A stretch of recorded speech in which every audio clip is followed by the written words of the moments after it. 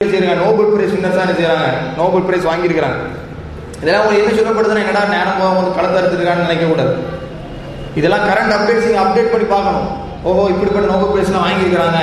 முஸ்லீம்களுடைய சதவீதம் இன்றைக்கு எதை கல்வியாக நாம் ஏற்றுக்கொண்டு இருக்கிறோமோ, எவர் முஸ்லீம்களாக வாழ்ந்து கொண்டு இருக்கிறார்களோ அவருடைய மொத்த எண்ணிக்கை பார்த்தீங்கன்னா 4 பேர் தான் நோபல் பிரைஸ் செஞ்சிருக்காங்க, வாங்கியிருக்கிறாங்க. ஏன் இப்படிப்பட்ட ஒரு பின்னங்கி ஒரு சூழ்நிலை? முஸ்லீம்கள் மட்டும் ஏன் 4 பேர் வாங்கியிருக்காங்க, ஜூஸ்கள் மட்டும் என்ன 140 வாங்கியிருக்காங்க? அப்போ அவங்களுக்கு காக்கில உங்களுக்கு கூட இருக்கா? கூட இருக்கா? எல்லா மக்களும் ஒரே விதமான முறைதான் அமைக்கப்பட்டு இருக்குது. அப்போ ஏன் அவர்கள் மட்டும் வந்து அவ்வளோ கூட பிரைஸ் வாங்கினாங்க? ஏன் இவர்கள் இப்படிப்பட்ட பிரைஸ் வாங்கியிருக்காங்கன்னு சொல்ல போனால் 4 பேர் தான் மொத்தமாக வாங்கியிருக்காங்க நோபல் பிரைஸ் முஸ்லீம்கள். ஒரு காலகட்டத்திற்கு முன்னதாக, ஒரு செஞ்சுரிக்கு முன்னதாக நான் பார்த்தோம்னு சொன்னால், இஸ்லாமும் இஸ்லாமியர்களும் முஸ்லீம்கள் எதை வேதமாக கொண்டிருக்கிறோம்? நம்முடைய வேதம் என்ன? நம்முடைய வேதம் என்ன? குர்ஆனை எவர்கள் பற்றி பிடித்துக் கொண்டார்களோ, இப்போது இல்லை, ஒரு நூற்றாண்டுகளுக்கு முன்னதாக எவர்கள் அல்லாஹ்வையும் அல்லாஹ்வுடைய தூதரை இறுக்கமாக பற்றி பிடித்துக் கொண்டார்களோ தங்களுடைய வாழ்விலே, அவருடைய சாதனை பட்டியலில் பார்க்கும் பொழுது ஒரு காலகட்டத்திலே அரபு தெரியாத யாரும் மெடிசினை பற்றி படிக்க முடியாது. அரபு வாசிக்க படிக்க தெரியாத எந்த மக்களும் மெடிக்கல் கிட்ட இருக்கா இல்லையா, மருத்துவ ரீதியான எந்த ஒரு கல்வி மாறலாம் பெற முடியாது அரபு படிக்காத வரைக்கும். ஏன்னு சொன்னா, ஃபாதர் ஆஃப் மெடிசின், மருத்துவத்தின் தந்தை என்று சொல்லப்படக்கூடிய யாரும் தெரியுமா? John Peterson. மருத்துவத்தின் தந்தை என்று சொல்லக்கூடிய யாரும் தெரியுமா? யாரும் படிச்சிருக்கீங்களா? யாருக்கும் தெரியாதா? மருத்துவத்தின் தந்தை என்று சொல்லப்படக்கூடிய யாரும் தெரியுமா? இப்னு சீனா சொல்லக்கூடியவர் தான் மருத்துவத்தின் தந்தை என்று அழைக்கப்பட்டார். அவர் யாரு பார்த்தீங்கன்னா ஒரு முஸ்லீம், அவர் ஒரு கிறிஸ்டின், ஜூஸோ கிடையாது. அப்போ ஒரு செஞ்சுரிக்கு முன்னாடி பார்த்தீங்கன்னு சொன்னா இப்னு சீனா சொல்லக்கூடியவர் தான் மருத்துவத்தின் தந்தையாக முஸ்லீமாக விளங்கியவர். ஆக அரபு தெரியாமல் அந்த மக்களை என்ன செய்ய முடியாது, மருத்துவத்தின் பக்கம் படிக்க முடியாது. யூதர்களோ கிறிஸ்தவர்களோ யாரும் அரபு படிக்க முடியாது, அவளை மருத்துவத்தை பற்றி விளங்காது. ஆனால் முஸ்லீம்கள் தான் மெடிசினிலே முன்னோடியாக இருந்தவர்கள் என்று நாம் பார்க்கிறோம். அடுத்ததாக பார்க்கும் பொழுது, இந்த இருக்கக்கூடிய வேர்ல்டு மேப் இருக்கா இல்லையா, வேர்ல்டு மேப் பார்த்துருமா இல்லையா, உலக வரைபடம், அந்த மேப், அதை முதலாக வடிவமைத்தவர்கள் முஸ்லீம்கள். நீங்க நம்முடைய உடம்பில் ஓடக்கூடிய இந்த பிளட் சர்க்குலேஷன், இரத்த ஓட்டத்தை முதலாக கண்டுபிடித்தவர்கள் முஸ்லீம்கள். இப்படி பல்வேறு துறை ரீதியாக கெமிஸ்ட்ரி பார்க்கக்கூடிய, வேதியியல், பிசிக்ஸ் போன்ற எல்லா விதமான அல்ஜிப்ரா படிக்காம இல்லை, எய்த் ஸ்டாண்டர்ட் மேலே போனாலும் அல்ஜிப்ரா வந்துடும். ரொம்ப மண்டகாஞ்சி சமம், எனக்கே ஒரு சுத்தமாக தெரியாது. அல்ஜிப்ரான்னு சொல்லக்கூடிய சமம் இருக்கா இல்லையா, அல்ஜிப்ரா படிச்சிருக்கீங்களா? அல்ஜிப்ராவை முதல் யார் போட்டாங்கன்னு சொன்னா அதுவும் முஸ்லீம்கள் தான். முஸ்லீம்கள் உலகத்திற்கு எதை கற்றுக் கொடுத்தார்கள்? யாரு? எந்த முஸ்லீம்கள்? குர்ஆனோடு தொடரக்கூடிய அந்த ஒரு சமுதாயம், 5 வேளை தொடரக்கூடிய ஒரு சமுதாயம், அல்லாஹ்வுடைய தூதரை பின்பற்றக்கூடிய ஒரு சமுதாயம், நாளை மறுமையிலே நாம் மரணித்ததற்கு பின்னால் ஒரு வாழ்வு இருக்குதுன்னு சொல்லக்கூடிய அந்த ஒரு சமுதாயம். அந்த சமூகம் எப்படிப்பட்ட ஒரு சமூகமாக இருந்ததுன்னு சொன்னால், அவர்கள் சொல்லுகிற வரலாற்றை சொல்லும் பொழுது, முஸ்லீம்கள் தான் எங்களுக்கு எண்களை கொடுத்தார்கள், நம்பர்ஸை கொடுத்தாங்க, முஸ்லீம்கள் தான் எங்களுக்கு எழுத்துக்களை கொடுத்தார்கள், அவர்கள் தான் புதுசாக விஞ்ஞான ரீதியாக எழுத்துக்கள் எண்கள் ரீதியாக ஒவ்வொரு விஷயத்தையும் முஸ்லீம்கள் தான் எங்கள் இடத்துல கொடுத்தாருன்னு சொல்லக்கூடிய ஹிஸ்டாரிக்கல் ரெக்கார்டை பார்க்கக்கூடிய ஒரு சூழ்நிலை இன்றைக்கு பார்க்கிறோம். இப்படி உலக ரீதியாக பல்வேறு முஸ்லீம்கள் இப்படிப்பட்ட சாதனையை புரிந்து கொண்டிருக்கும் பொழுது, இதற்கு முன்னாடி நூற்றாண்டிலே முஸ்லீம்களுடைய அந்த ஞான எண்ணிக்கை, அறிவுறுதியான ஒரு புரட்சியிலே யார் முன்னோடியாக இருந்தார்னு சொன்னால் அவர்கள் அனைவரும் முஸ்லீம்கள். ஆனால் இன்றைக்கு நீங்கள் எந்த துறை எடுத்து பார்த்தாலும் சரி, அதற்கு பின்னாடி அவரிடத்திலிருந்து கள்ளத்தனமாக படித்து புத்தகங்கள் எல்லாம் திருடி தங்களுடைய மொழிகளை மொழிபெயர்த்து இன்றைக்கு ஒரு நோபல் பிரைஸ் வாங்கி சொல்றாங்க. ஜான் வில்லியம்ஸ், நம்மளுக்கே பெருமையாக பேர சொல்ல, வில்லியம் பீட்டர்சன், எல்லாம் ஹீரோ தான், எல்லாம் முட்டாள்கள், ஒருத்தனே ஒன்றும் தெரியாது.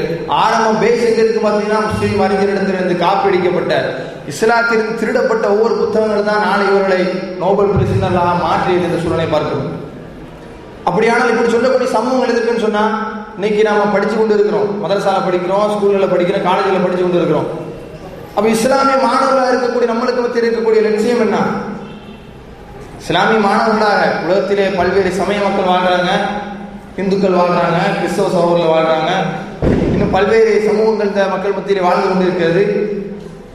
இதிலே எப்படி ஒரு கருப்பாடுகளுக்கு மத்தியிலே ஒரு வெள்ளாடு இருக்குமோ அதே போன்றுதான் இன்றைக்கு முஸ்லிம் சமுதாயம். மற்ற சமூகங்களுக்கு மத்தியிலே எந்த ஒரு வழிகாட்டுதல் இருக்கிறதா?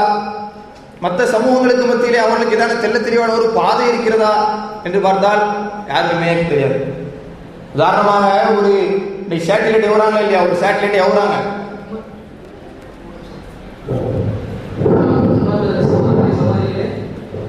இந்த பேச்சு வந்து கொஞ்சம் நல்ல கவனமாக கேளுங்க. இன்ஷால்லா இதுல இருந்து ஒரு 3 கேள்விகள் கேட்கணும்னு வச்சிருக்கோம். அந்த 3 கேள்விகளுக்கு யாருக்கு பதில் சொல்றாங்களோ இன்ஷால்லா அவங்களுக்கு ஸ்பெஷல் பிரைஸ் இருக்கு. ஏன்னா நான் கவனமாக இருக்கணும். உதாரணமாக சொல்ல போகும்பொழுது இன்றைக்கு உலகத்தில் பல்வேறு சமூகங்கள் இருக்குது. நம்ம கூட படிக்கக்கூடியவங்க கிறிஸ்டின்ஸாக இருக்கிறாங்க, ஒரு சில பேர் ஹிந்துஸாக இருக்கிறாங்க, பல்வேறு சமூகங்கள் நம்ம இடத்துல படித்துக் கொண்டு இருக்கிறார்கள். ஆனால் அவர்கள் திட்டவட்டமான இஸ்லாம் போன்ற மார்க்கம் அவர்களுக்கு சென்றடைந்து இருக்கிறதா, இல்லை நாம் பெற்றிருக்கக்கூடிய கொள்கையை பற்றி நாம் தெரிந்து கொண்டு இருக்கிறோம் என்று பார்த்தா மிக மிக குறைவு. அப்ப இஸ்லாம் அல்லாத மார்க்கங்களை பார்க்கும் பொழுது, இஸ்லாம் அல்லாத கொள்கைகளை பார்க்கும் பொழுது, இஸ்லாம் அல்லாத பல்வேறு இசங்களை பார்க்கும் பொழுது, உதாரணமாக சொல்ல போனோம்னு சொன்னா ஒரு ஸ்கைலாப், ஒரு சேட்டலைட் ஏவும் பொழுது, ஒரு ஸ்கைலாப்ங்கிறது ஏவரும் பள்ளி மாடிலிருந்து ஏவரம் வச்சுக்கிறோம். ஒரு சேட்டலைட் பள்ளி மாடிலிருந்து ஏவரும், அதோட கண்ட்ரோல் நம்மளோட கையில் இருக்கு. கண்ட்ரோல் மிஸ் ஆகி போனா என்ன ஆகும்? அந்த சேட்டலைட்டுடைய கண்ட்ரோல் மிஸ் ஆகி போனா என்ன ஆகும்னு சொன்னா அது கண்ட்ரோல் ரூமோட தொடர்பு இருக்காம என்ன செய்யும், அங்கங்க இப்படி பறக்கும். இந்த காத்துல பட்டம் பார்த்தவன் என்ன செய்யும், அங்கங்க பறங்க என்ன செய்யும், ஏன் மலையில மோதி வெடிச்சிடும். படிக்குமா இல்லையா? படிக்குதானே? அப்போ மற்றவருடைய கொள்கைகளை பொறுத்த மட்டிலே எங்கே அவர்களுக்கு கொண்டு செல்லப்படுகிறது, அவருடைய லட்சியங்கள் என்ன, அவருடைய பாதைகள் என்ன, அவங்களுடைய டார்கெட் எதை நோக்கி இருக்கிறது என்பதை பற்றி எந்த ஒரு தெளிவும் கிடையாது. ஒரு ஓப்பன் ஏர்ல ஸ்பேஸ்ல விடப்பட்ட ஒரு கண்ட்ரோல் ரூம் இருந்து விடப்பட்ட ஒரு ஸ்கைலாப்பாக என்ன செய்யப்படும், மாறிவிடும். கண்ட்ரோல் ரூம் இழந்துருச்சுன்னா என்ன ஆகும்? நேற்று கூட ஒரு சம்பவம் கேள்விப்பட்டிருப்பீங்க, ஒரு ஃபிளைட் ஆக்சிடென்ட் ஆகி எத்தனையோ மக்கள் முஸ்லீம்கள் இறந்து போனாங்க, 160 மேற்பட்ட முஸ்லீம்கள். அப்ப கண்ட்ரோல் நம்முடைய கைவிட்டு போயிட்டது என்று சொன்னா என்ன ஆகும்னு சொன்னா என்ன ஆகும்? ஸ்கைலாப் பண்ணி கரெக்டாக அந்த டார்கெட்டுக்கு போயிருமா? போகாது, உடஞ்சி சின்ன பின்னமாயிடும். ஆக முஸ்லீம்களை பொறுத்த வரைக்கும் அந்த கண்ட்ரோல் ரூமோடு தொடர்புடைய, கண்ட்ரோல் ரூம் சொல்லக்கூடிய அந்த அல்லாஹ்வுடைய அந்த கண்ட்ரோலுக்கு தொடர்புடைய மக்களாக தங்களுடைய பாதை லட்சிய பயணம் செய்தார்கள், அவர்கள் வெற்றி பெற்றார்கள். இன்றைக்கு நாம் எப்படி செல்கிறோம் என்று சொன்னால் இந்த ஒரு மாசத்தோடு இந்த மார்க்கத்தை மறந்தோம், அப்படிதானே? இந்த ஒரு மாசத்தோட இந்த துவாவை மறந்துடும். நம்ம அடுத்த சம்மர் வரும்போது தான் வீட்டை விட்டு வெளியே போகும்போது ஓதும் துவா அது ஆரம்பிக்கும். அப்படி இருந்தோம் சொன்னா நம்மளும் விடப்பட்ட ஒரு ஸ்கைலாப்பா என்ன செய்யப்படும், அங்க இங்கே மோதி என்ன செய்வோம், உடையக்கூடிய சூழ்நிலை ஏற்படும். அதான் அப்போ நம்முடைய லட்சியம் என்ன? இஸ்லாமிய மாணவர்களை உருவாக்குவதிலே இமாமுடைய பங்கு, இஸ்லாமிய மாணவர்களை கொண்டு வருவதிலே அந்த சமூகம் எப்படிப்பட்ட ஒரு சீரமைப்பு அமைத்தது என்று சொன்னால், இன்றைக்கு பிரச்சனை ஏற்படக்கூடிய பல்வேறு பிரச்சனைகள், இன்றைக்கு சமூகத்தில் ஏற்படக்கூடிய மாற்றங்களுக்கு காரணம் என்னன்னு சொன்னால் நம்முடைய ஏற்படக்கூடிய வித்தியாசமான பல்வேறு சிந்தனைகளுக்கு காரணமாக இருக்கிறது. இன்றைக்கு நம்ம என்ன செய்யணும் அப்படின்னு கேட்டீங்கன்னு சொன்னா, அப்படிப்பட்ட ஒரு சிறந்த சமூகம், மிகப்பெரிய ஆராய்ச்சியாளராக இருந்த சமூகம் எப்படி குர்ஆனோடு தொடர்புடைய மக்களாக, அல்லாஹ்வோடு தூதரோடு தொடர்புடைய மக்களாக அவர்கள் மாறினார்களோ, நம்மளும் பேக் டு ஃபார்ம் வரதான் செய்யணும். என்ன செய்யணும்? பின்னால் குர்ஆனுக்கு நாம் வர வேண்டும். குர்ஆன் சுன்னாவுக்கு நாம் வந்தால் என்ன செய்ய முடியும்? நம்முடைய லட்சியங்களை நாம் அறிந்து கொள்ள முடியும். அதை உங்கள்கிட்ட ஏற்கனவே சொன்ன 4 பேருக்கு மத்தியில் இருக்கக்கூடிய 5வது நபரை போட்டு நாம கிடையாது. முஸ்லீம்களை பொறுத்த வரைக்கும், பெண்களை பொறுத்த வரைக்கும், ஆண்களை பொறுத்த வரைக்கும் 5ஓடு 6ன்னு சொல்ல முடியாது. என்று சொன்னால் இவர்கள் ஒரு லட்சியவாதிகள். முஸ்லீம்களை பொறுத்த வரைக்கும் அவர்கள் ஒரு புரட்சிவாதிகள்.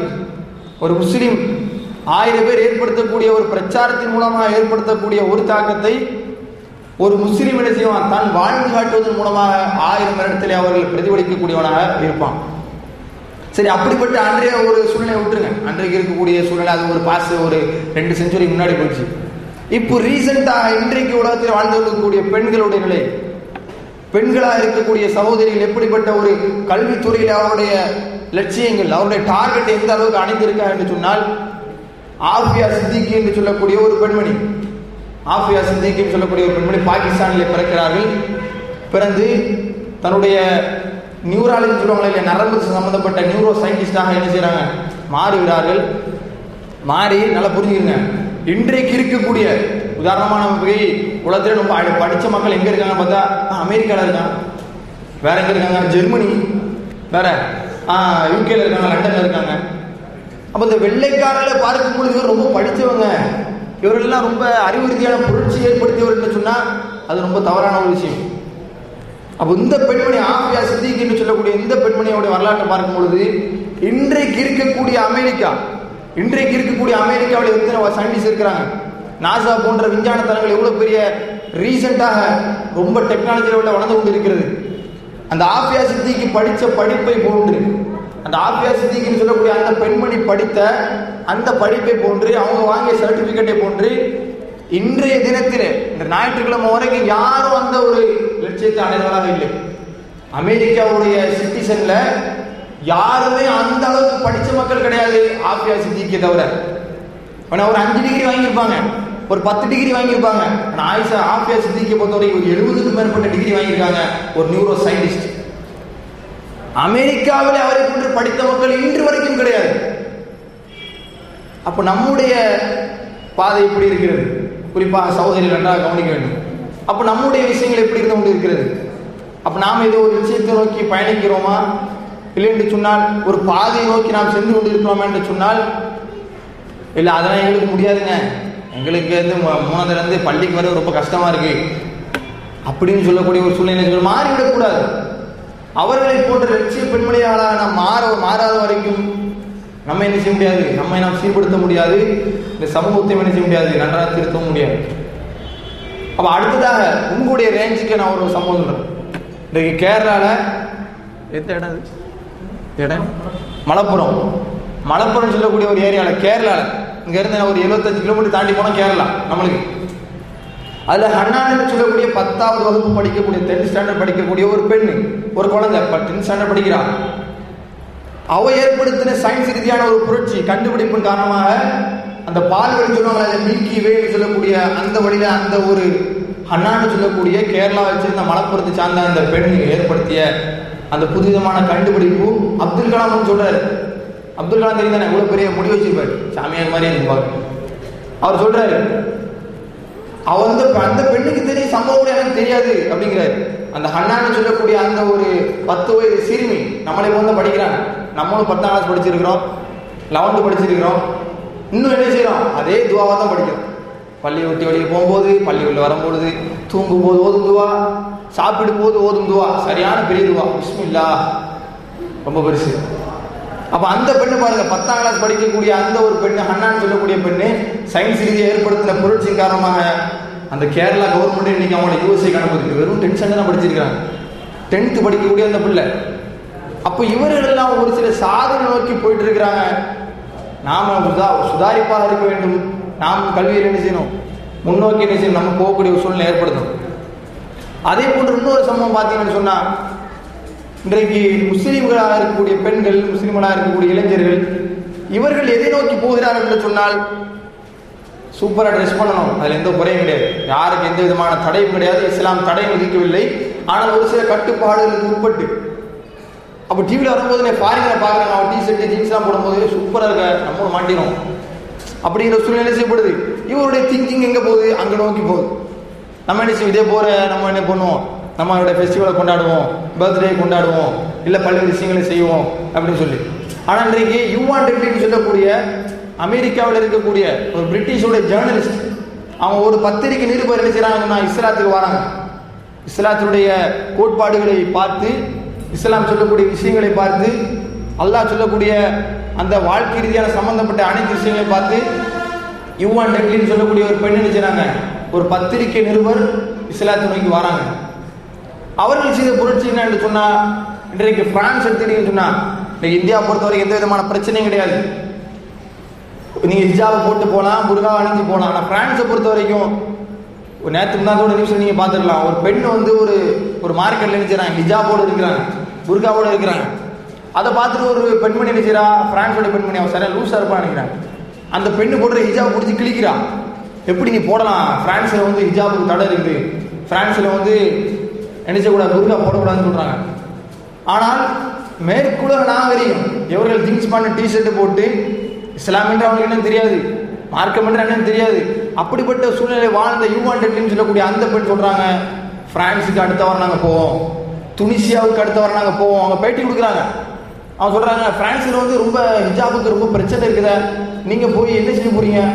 அந்த பெண்மணி சொல்றாங்க, இஸ்லாத்துக்கு வந்த ஒரு பெண்மணி, இஸ்லாத்திற்கு வந்த ஒரு பெண்மணி சொல்றாங்க, இஸ்லாம் என்றால் இப்போது படிச்சு வந்த பெண்மணி சொல்றாங்க, பிரான்ஸுக்கு துனிசியாவுக்கு நாங்கள்